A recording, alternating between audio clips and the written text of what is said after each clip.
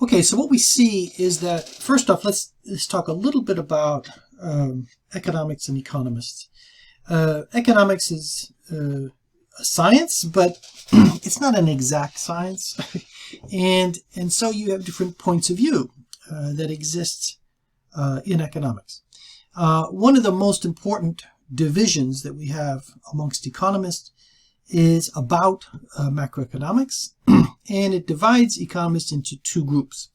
The first group being the supply-siders, the people that believe that the supply in the economy is what drives the economy, in particular in the long run.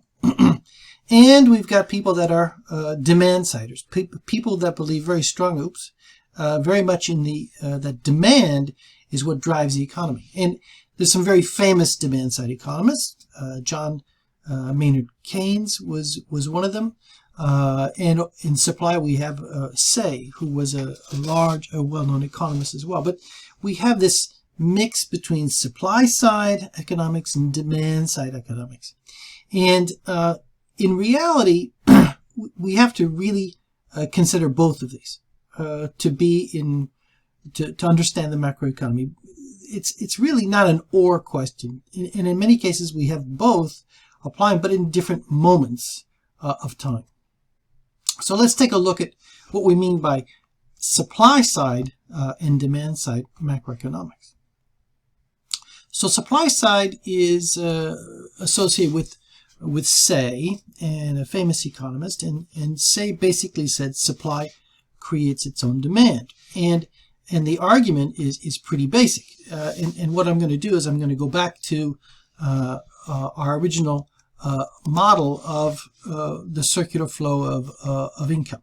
So we basically said that in an economy we have households. So we have households over here, and households provide services to businesses. So this is the enterprises over here. So in supply side, they said that, well, if imagine we produce over here, we produce a whole bunch of goods and services, and as we produce, households provide labor to produce whatever we're making, and the enterprises provide with wages. So we're paying for the factors of production. So we increase production, right? As we increase production, we are providing homes and households with wages. And what are they going to do with the wages? Well, they're going to spend it on goods and services. So they spend the money on goods and services. They purchase goods and services, and in exchange, the businesses give them these goods and services. So the supply side basically says, hey, look, we can start by producing. As we produce, we provide income to families. Over here are the households. And as they get income, they spend it on goods and services. So that's how we start the cycle. Let me erase my drawing. So let's go back to our slides. So what do we see? Say basically said that supply creates its own demand. Each time goods and services are produced and sold, it represents income to someone. So I produce the goods and services, I'm going to give people wages, and if I buy goods and services, obviously, it's income to the shop owner as well. But it all starts with production.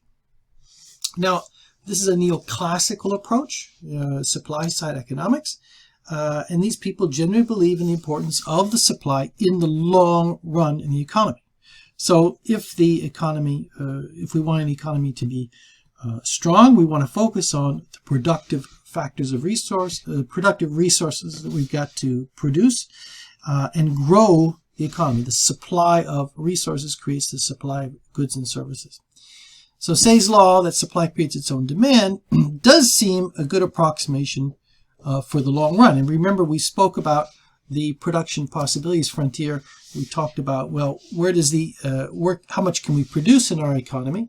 And that was along the production possibilities frontier, where we have two basic areas where we can use goods and services, and we can produce product A or product B, and we're on some sort of a frontier. And to grow the economy, we have to have more factors of production to push our economy outwards, producing more of A and more of B. So in the long run, economic growth means increase production and increase more resources or more ability to transform resources into product A or product B.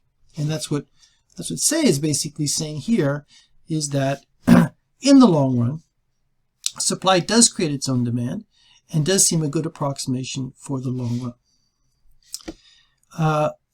But we also know that it's possible that the economy cannot be in that situation. And while over most periods of time, years and decades, as the productive power of the economy grows, so does the demand. We basically track it, but it's not necessarily true all the time. And this is where we need maybe a short-run response. There are times in the short run, in a few months or a few years, that recessions and depressions occur. And for some reason, there seems to be a lack of demand for products. So we're maybe trying to produce, but the demand isn't there. And so there has to be another side of the story. I mean, if it was just supply side, we'd produce, and people would make more money, and we wouldn't have a problem. But we do have problems. We do have recessions. We do have depressions. We do have situations when demand doesn't meet the production. So we have demand-side economics. And demand-side economics is all about Keynes, John Maynard Keynes. And he said demand creates its own supply. And we can go back to our board here, and this is, the exact opposite, right? We've got the circular flow of income. We've got, again, the households.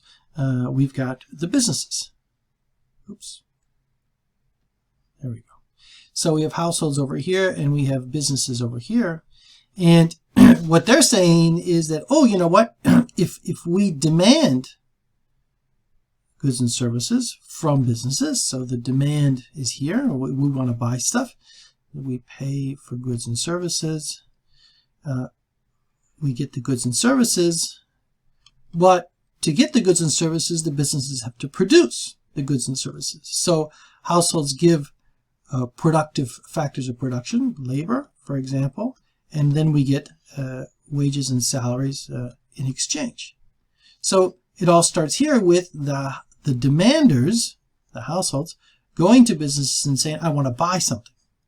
So that's the exact opposite of what we saw before, where it was the production that started the whole cycle. So now we've got a situation where households are demanding, or somebody's demanding goods and services. And as they demand, they'll be produced, and as they produce, people make income, etc., etc., etc. But we also know that it's not that simple, because if it were that simple, governments would just buy more and more, and the economy would never go through periods of recession or whatnot. There are limits to how much we can produce. In the long run, we just can't go beyond our factors of production. It just doesn't happen.